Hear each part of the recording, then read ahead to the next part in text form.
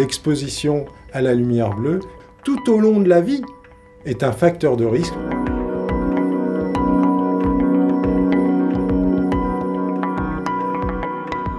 La dégénérescence maculaire liée à l'âge est une pathologie où les patients perdent leurs photorécepteurs. Dans la zone centrale, la macula, c'est cette partie qui nous permet de voir avec une grande acuité, pour lire, pour reconnaître les visages. Il n'y a pas de traitement pour empêcher l'évolution de cette pathologie. Il y a seulement maintenant des techniques pour essayer de faire revoir avec des puces électroniques. Et il faut savoir que en France, il y a plus d'1 million de patients qui sont atteints par cette maladie, dont 10% à peu près deviennent profondément malvoyants, voire aveugles.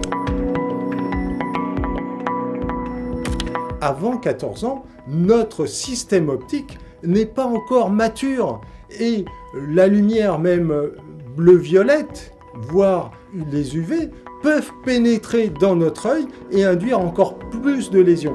Mettez bien des lunettes de soleil à vos jeunes enfants lorsque vous allez à la plage ou au ski pour protéger leur rétine et leur éviter des désagréments lorsqu'ils seront plus âgés.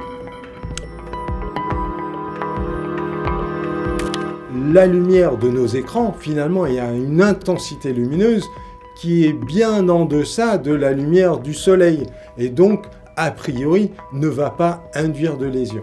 La fatigue qui peut être induite par les écrans est le fait qu'on va fixer très fort en fait son attention et son regard sans cligner des yeux, d'où l'idée de faire des pauses pour bien hydrater sa surface oculaire.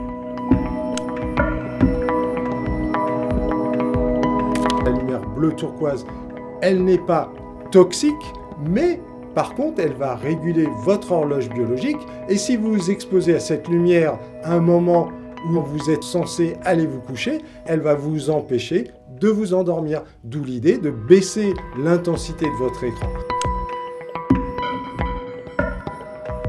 Certaines LED vont émettre un bleu qui est proche de la lumière UV.